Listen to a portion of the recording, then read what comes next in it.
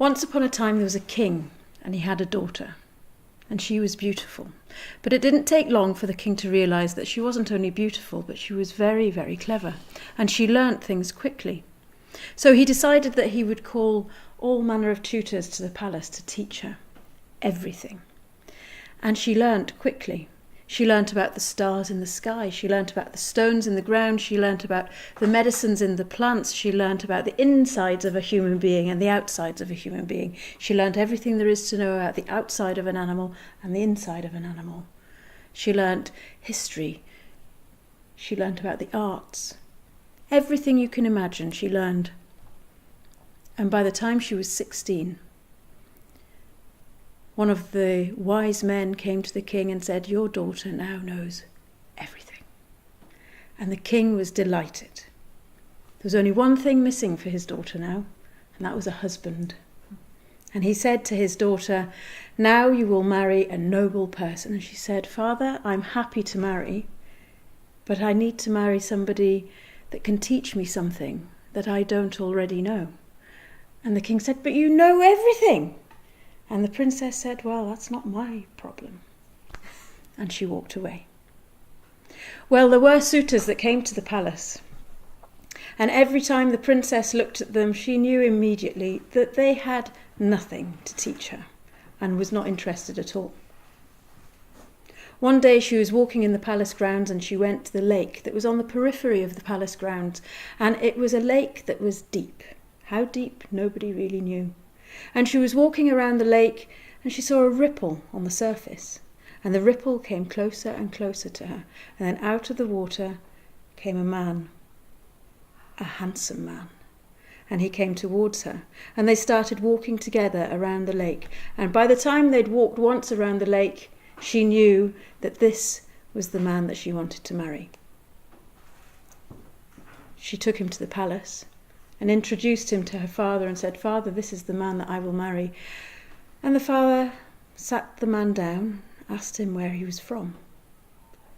He didn't really tell the king exactly where he was from. "And your parents, who are they?" And he also didn't answer that particularly straightly either. And he said, "And what is it that you can teach my daughter that she doesn't already know?" And he said to the king, "What I can teach your daughter is difficult to put into any words that you would understand." And the king was getting more and more irritated by this man. He wasn't answering anything directly and he didn't trust him.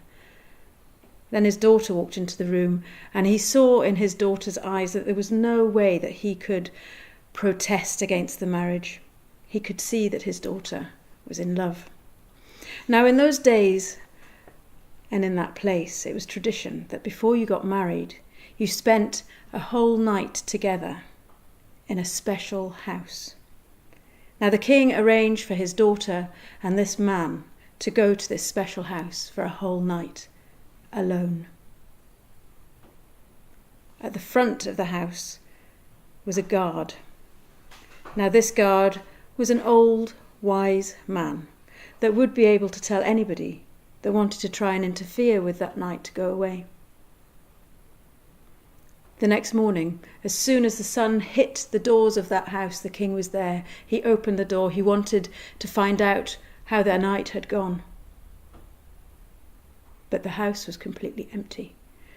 The father was beside himself with worry. He looked all over. He looked under the bed. He looked in the wardrobes. No sign of his daughter or the handsome young man. So he called his advisor.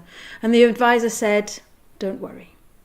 I know somebody with an extraordinary sense of smell. He'll be able to find them."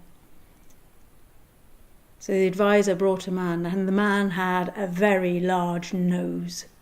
And the man put his nose on the ground and he started smelling all around the house until he came to the threshold of the door. He said, "I smell them." And he followed the scent to the lake. And he put his nose inside the lake and he said, "They're down there." And the king said, "At the bottom of a lake? I don't know how deep it is. How am I supposed to go down there?" And his advisor said, "Don't worry. I know a man who has an unquenchable thirst." So the advisor called the man with the unquenchable thirst, and he had such a large bottom lip, and he put it into the lake and he started to suck the lake dry. For 7 days he drank water until the lake was completely empty, and then there was just a huge muddy pit. And the man with the large nose, he scrambled down into the mud with his nose going in front of him until he came to the bottom, and there was a hole. And he said to the king, "Down there." "How deep is that hole?" Nobody could tell. But the advisor said, "Don't worry, I know a man with an extraordinarily long arm."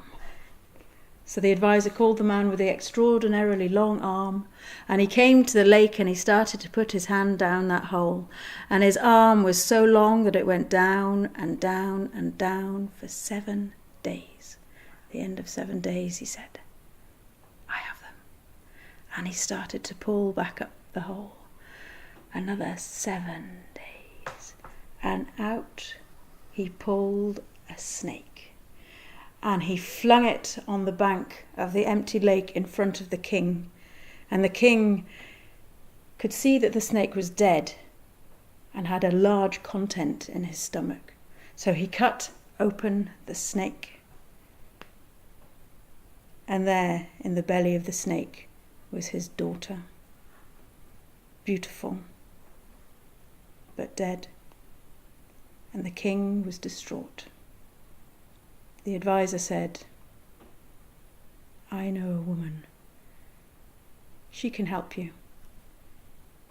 And the woman came, and she anointed the princess's forehead, her chest, and her belly.